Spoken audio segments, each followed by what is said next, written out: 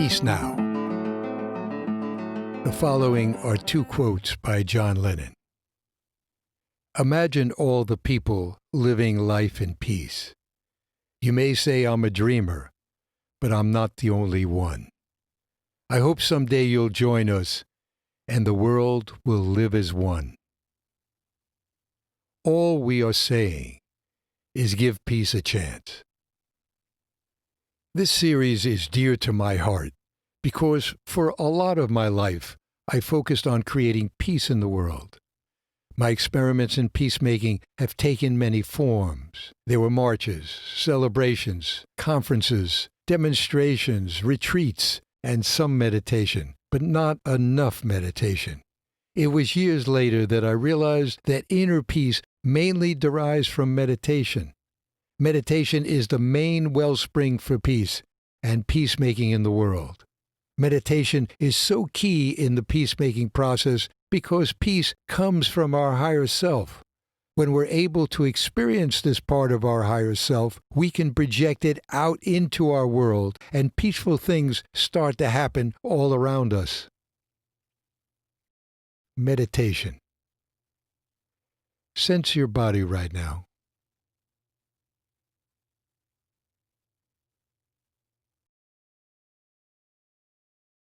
Now take 3 gentle breaths.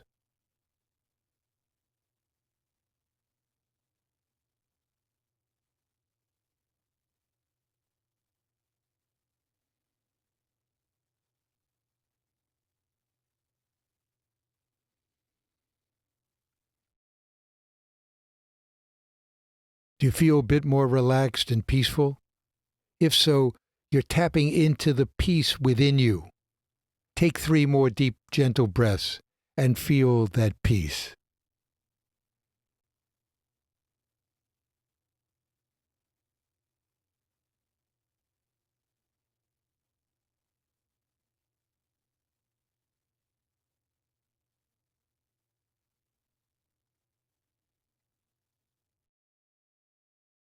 Defining peace. Peace on earth, goodwill to humanity, the ever sought-after world peace, the dream of people everywhere. So what is peace really? And where does it come from? Webster's dictionary states, it is a time of no war, a period of tranquility or quiet, a state of security within a community provided by law or custom, and for the individual, harmony in personal relations, freedom from the disquieting or oppressive thoughts or emotions, at peace, in a state of tranquility. The dictionary gives us a nice holistic view of peace and nonviolence and inner quiet. Globally, within each nation, in our communities, families, close personal relationships, and inside ourselves. In Jack Kornfield's The Wise Heart, he describes practices for developing pure consciousness. These can provide a foundation for meditations geared towards peace. Develop a mind that is vast like space, where experiences both pleasant and unpleasant can appear and disappear without conflict, struggle, or harm. In college, I tried a little meditation on my own, but I was unsuccessful because I didn't know what I was doing. It wasn't that I was afraid of silence or of some terrible darkness that I would find inside, though these are common misunderstandings of meditation. It was that my body would get uncomfortable and my mind would spin out in a million directions. When a respected meditation teacher helped me figure things out, the practice became gradually clearer. He taught me to relax and feel my breath carefully, which helped focus and quiet my mind. Then he taught me just to mindfully notice the stream of thoughts and sensations without reacting to them as a problem. This took some practice. Finally, he taught the most important lesson, to rest in consciousness itself. He said, we can notice the distinction between consciousness and all the transient states and experiences that arise and pass away within it. When we do not understand this point, we take each of the passing states to be real. But when changing conditions, such as happiness and unhappiness, are seen for what they are, we find the way to peace. If you can rest in the knowing, the pure consciousness, you've accomplished a lot. Peace, quieting the ego mind. As I was struggling to write this section, I looked over different books as I was scanning the web. I made false starts at writing, only to stop short. I just could not find my rhythm. I was so frustrated. Appropriately, I decided to meditate. I quieted my cognitive mind to let my higher self and inner wisdom take over. Instantly, an insight came to me as to how best to proceed with this section. I realized that it would be valuable to tell you about my immediate confusion and how it was dispersed through meditation. I could begin my discussion of peace with a description of my experience in the present moment, just as it had been happening. I could show you the power of now. The present is the ultimate moment for experiencing life. My frustration arose because I was trying to let my ego mind figure something out that, in fact, required my higher self. The ego mind knows nothing about the higher self as its source of wisdom. Once I became fully present, the answer came right to me instantly. This experience put a big smile on my face. I received proof illustrating the anecdote about the beggar presented in chapter 10. I became that beggar sitting on that wood box filled with gold coins. I was holding out a cup, asking people for some change, while a treasure chest of insights was already available to me. This is true for you too, of course. We can easily tie ourselves into knots and feel like we are incapable of breaking free. Our ego mind often tries to lock us up within its limited perspective of reality. On so many levels, this perspective is flawed. The daily habit of doing our inner work can be key for wresting ourselves free from its grip. Willpower is unreliable, for the ego mind will undercut it. A consistent meditative habit will reign supreme and keep our practice steady. The following story illustrates how the mind can become peaceful. Once Buddha was walking from one town to another with a few of his followers. This was the initial days. While they were traveling, they happened to pass a lake. They stopped there, and Buddha told one of his disciples, "I am thirsty. Do get me some water from that lake there."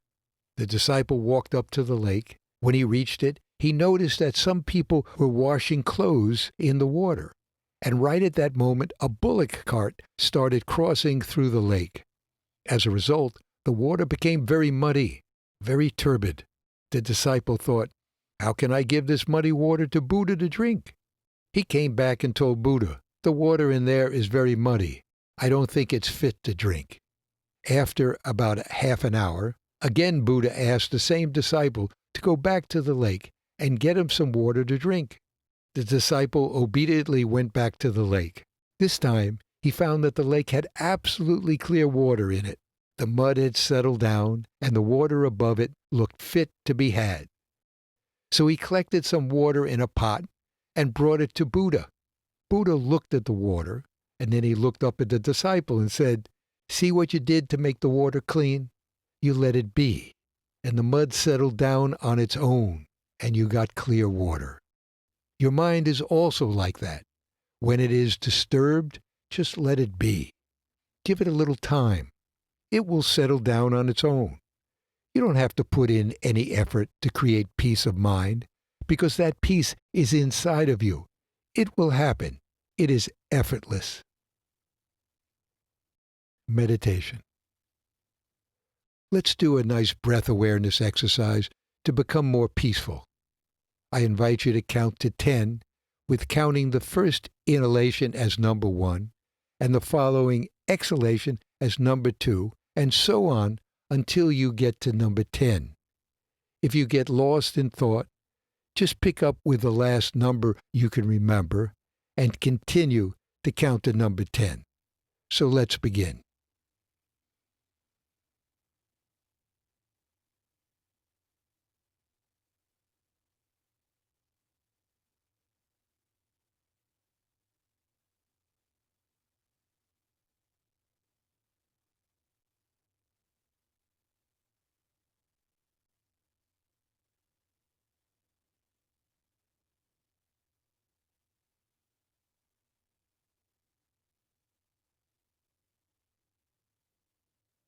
Great. Thank you. Breath awareness, quieting the ego mind, creating peace of mind. The beauty of our meditation is that it allows us to be centered within the true reality of the present moment. Unfortunately, our ego minds keep pulling us out of being fully present. It tries hard to keep our attention by continuously focusing our awareness towards the past, by regretting or ruminating, or towards the future, by fearing, planning, or daydreaming. In fact, the ego mind takes on an illusory sense of self, and when it takes on this function, it operates in an illusory world. Therefore, it tries to keep us trapped within the illusory past and future. Since the present moment is the only true reality, and the ego mind cannot function in reality, it needs to steer us away from it. Hence, the ego mind is draining and creates a life of struggle, mainly creating a tug-of-war between our illusory-based ego mind and our higher self in trying to dominate our consciousness. Peace of mind is obtained when we can establish order within our two minds. That will occur when we develop the ability to have our higher self become the master of our consciousness and the ego mind becomes its servant. I want to state clearly that the ego mind has a valuable and positive role to play when it is appropriate, as long as the ego mind is not trying to make us believe it is our higher self.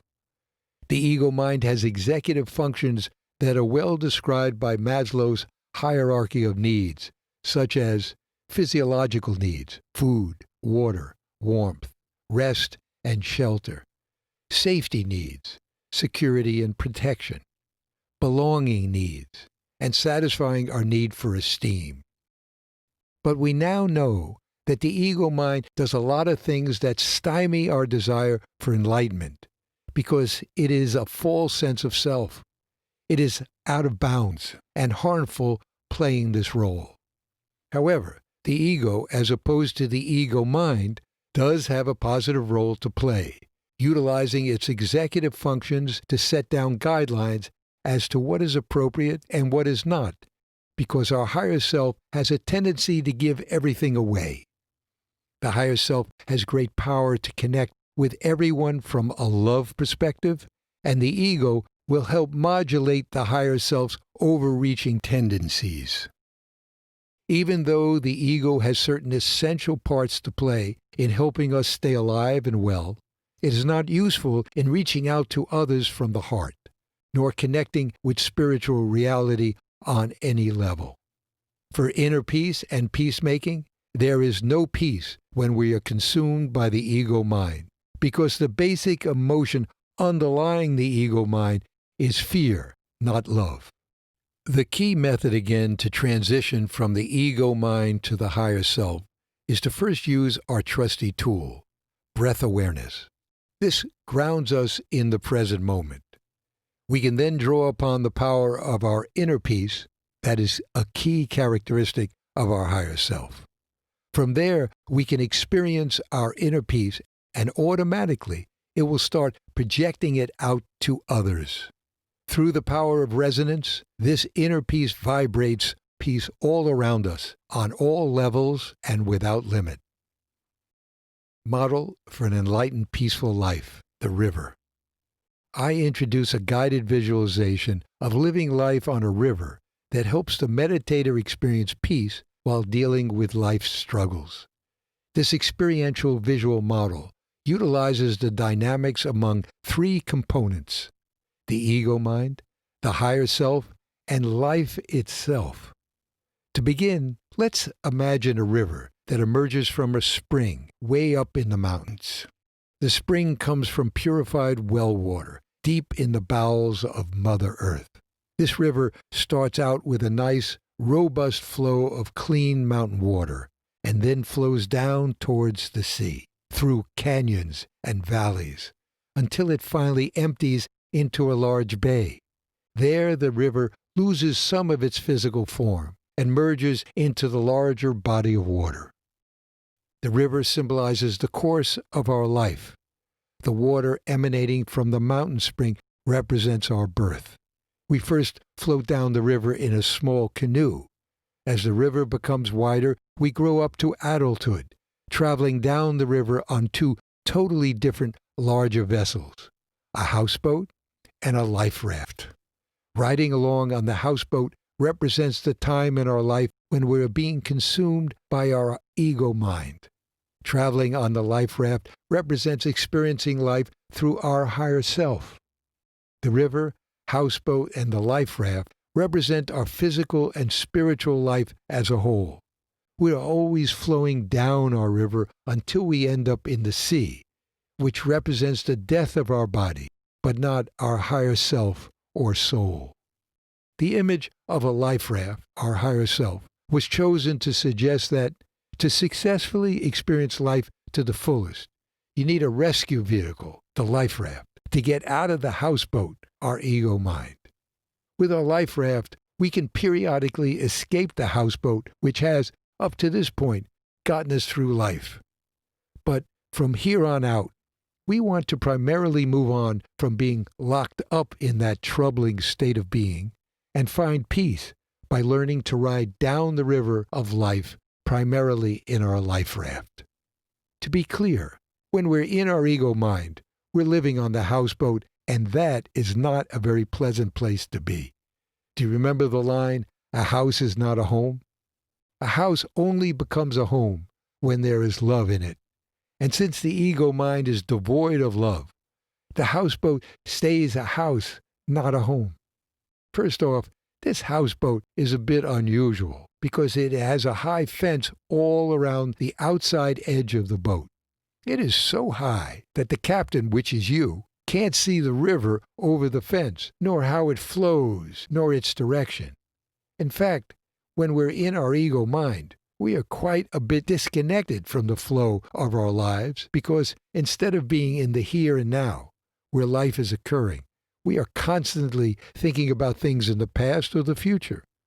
In our visualization, this is represented by our inability to see the river above the high fence. And if we're not seeing the river, we really do not know where we're going nor how to steer our boat properly. Actually, we're in a fog. Thankfully, there's always a direction to our lives that continues independently, regardless of how we try to consciously steer our houseboat. That is represented by the power and flow of the river that moves us along. There is wisdom that exists in the flow of the river and affects our lives, even if we can't directly access it or see it from the perspective of our ego mind. We experience peace when we're able to steer right into the flow or the direction the river moves. That is when we're in the flow. When we steer with the river's current, we are being fully present, fully in the here and now, and that is the key to experiencing peace. Unfortunately, when we're on the houseboat, it is almost impossible to be in the flow because we cannot see the ever-changing direction of the currents. There are times while we're in our ego mind and we try to accept certain events and ride with them. But fear takes us over and we withdraw from the current moment and lose the ability to be fully present. That is what happens living on the houseboat. We are disconnected from reality and cannot see the currents in the river to steer into the flow because this high fence of fear and lack of presence prevents us from doing so. We end up steering blind. The lucky thing is that our houseboat is conveniently attached by a rope to our life raft. And whenever we start meditating, we magically are lifted off of the houseboat and then are gently settled into our warm, soft, love-filled, transparent, inflatable life raft. We are able to sink into the life raft because it's so pliable and form fits around our legs, hips, and lower back, allowing us to sit comfortably upright. From here, we can clearly experience our inner peace and the flow of life as it carries us along. In our life raft, we experience life to its fullest, or as Lao Tzu referred to it, the way of life. Sitting in our life raft, without a fence around us, we can observe the river, the flow of life, the spiritual realm, and experience peace by being at one with the river. The other wonderful aspect is that since the life raft is transparent, we can look down and through the life raft into the depths of the river and experience God. Because the life raft is so light and flexible, it just effortlessly finds the currents and moves with them as they change direction or speed up moment to moment. Meditation. Take your nice 3 gentle breaths.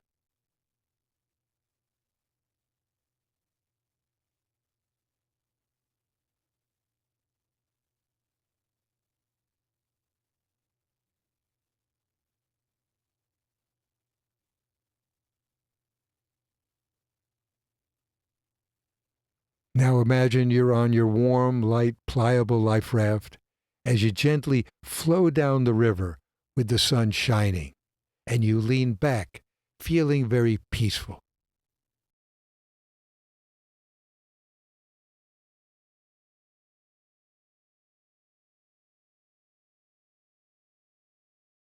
Now take 3 more gentle breaths while you do so.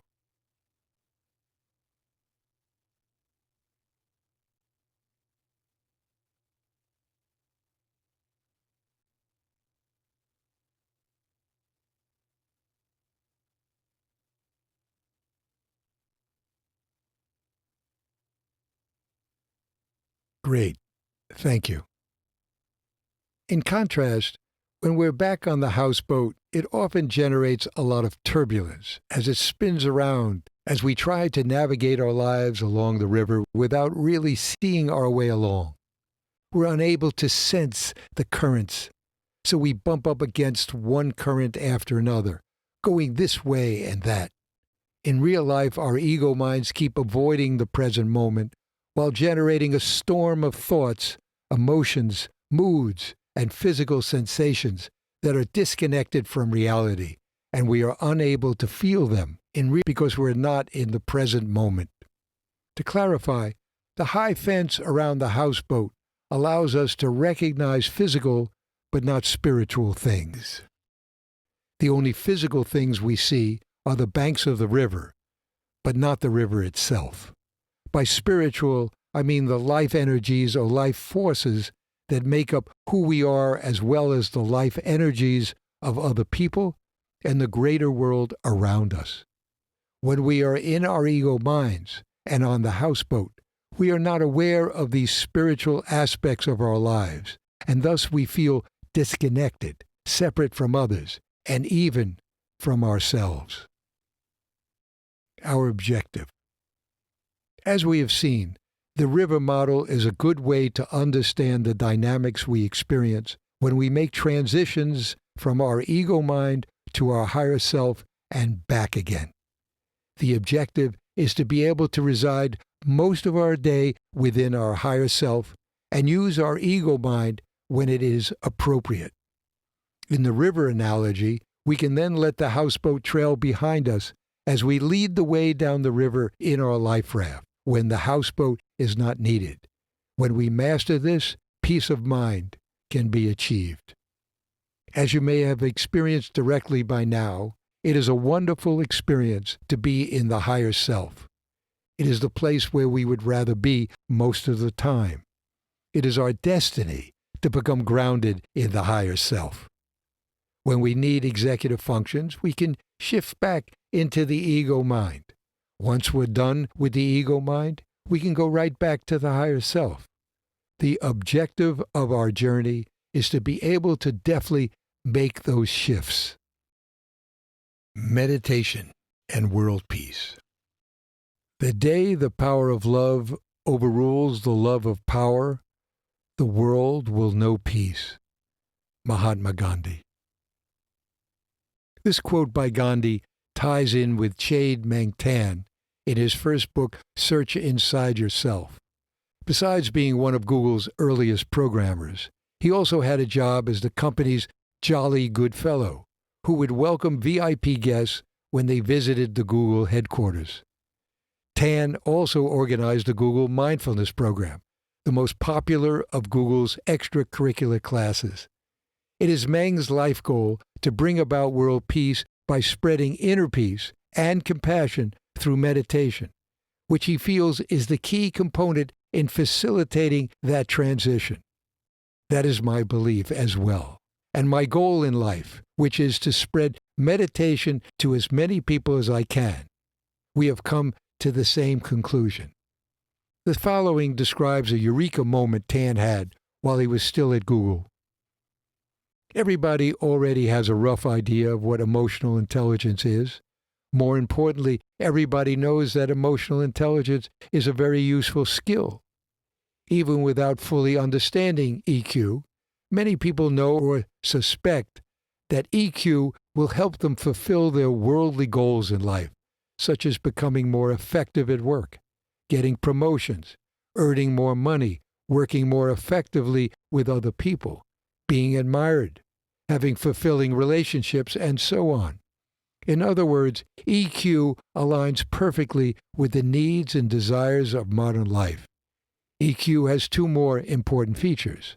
First, beyond helping you succeed, the greatest side effect of EQ is increased inner happiness, empathy, and compassion for people, precisely what we need for world peace.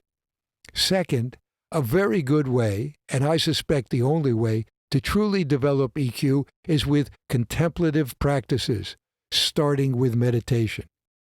Eureka! I found it! The way to create the conditions for world peace is to create a mindfulness-based emotional intelligence curriculum, perfect it within Google, and then give it away as one of Google's gifts to the world.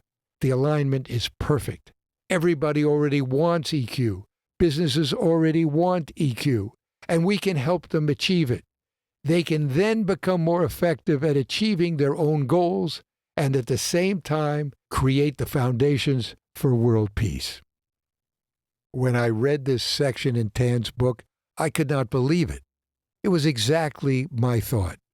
I feel that potentially the most powerful force for positive change in the world is combining the profit-making machinery, corporations, with the power of meditation and how it can create enlightened workforces.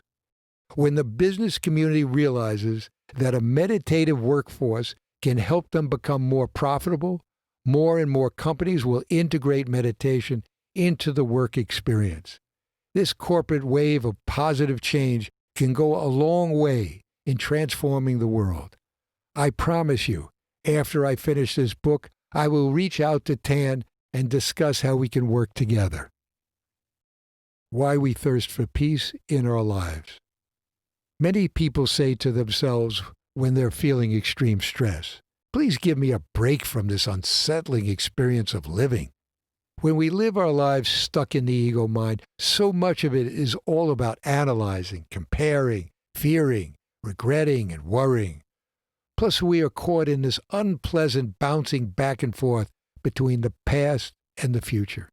Psychologically, we tend to beat up on ourselves for not being good enough by playing back the scolding voices of our parents, not to mention indulging our mind storms when we're blasted with the thousands of undercutting thoughts per day. And most of them are just thoughts that keep repeating themselves over and over again. We become so exhausted that we tend towards depression, just in trying to deal with this constant bombardment. And the bombarding thoughts sure are constant. Therefore, it is vital to do an inner practice on a daily basis, to give oneself a break from this cacophony. We all need more peace of mind. Even though we read over and over again how great life can be when we're focused within the higher self, the ego mind does a great job of convincing us that our sense of separation from others is our true nature. This false claim underpins the ego mind. It keeps claiming to be our true and only self. That is the major illusion with which we are struggling. If the ego mind were the higher self, then why would the ego mind keep veering us away from being present? There's something seriously wrong with this picture. By contrast, our higher self only can function appropriately in the here and now, which is where everything really takes place. If you were a betting person, where would you put your money as to which is the real self? We need to send up the white flag and surrender so that we can have peace of mind. Surrender to this reality and accept that this is no way to live, and make a firm commitment to start creating peace in your life, which is right here, waiting to happen. Altered trait. An important objective for our practice is to achieve what is called an altered trait, as opposed to an altered state. An altered state attained during meditation lasts only a little while afterwards. An altered trait, by contrast, is more lasting and actually rewires the brain. Thus, research about the altered trait is a good measure of the results of meditation in producing a centered state of being. One of the key altered traits generated through meditation is the increased resilience to stress that has been shown to last for at least 3 months following a 4-day meditation retreat. When we activate our higher self, one of its key spiritual characteristics, inner peace, is experienced. One of the key capabilities of inner peace is an increased resilience to stress. If you increase your ability to focus, concentrate, and increase your resilience to stress, then you will have 2 defenses to keep you on track to accomplish your goals in life and live a life in peace. Conclusion. Peace. Peace is an essential part of who we are. The best way to experience peace is to rest in our awareness. We can find that place in our consciousness, where we are fully present and able to observe our thoughts, feelings, emotions, sensations, and moods from a place where there is peace. That place is when we are fully present in our higher self. At our core, we are simply consciousness or awareness. In experiencing this, we can fully feel our inner peace. We can get there by using the power of our breath. When we are stressed, we tend to take shallow breaths. You may be stressed when you find yourself late to work.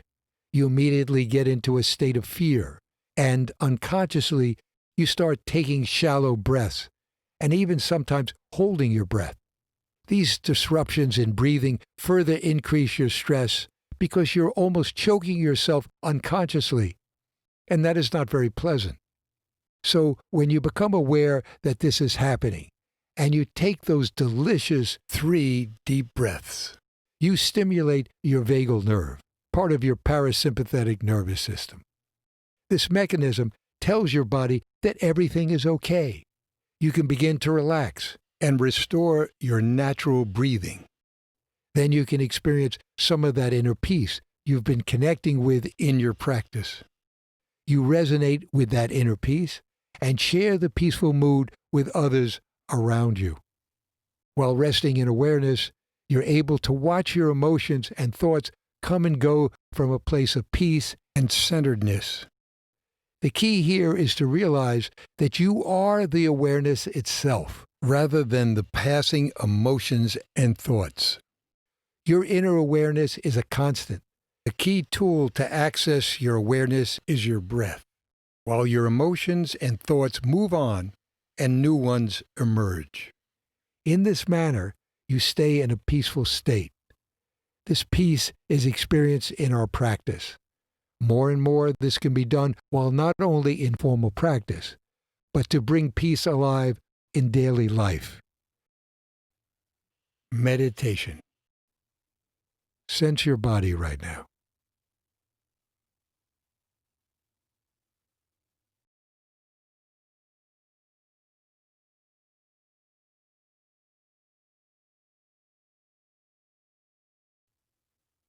Take 3 gentle breaths while thinking about someone you care a lot about. Let's begin.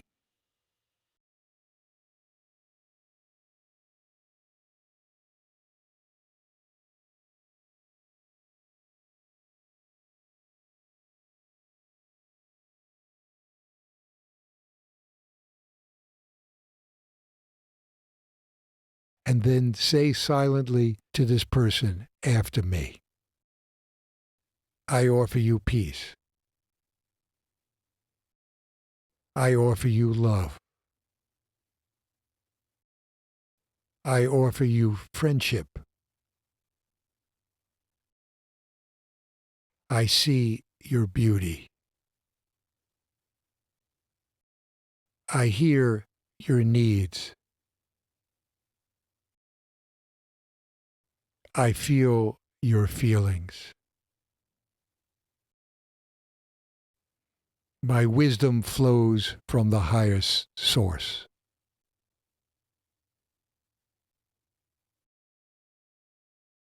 I salute that source in you.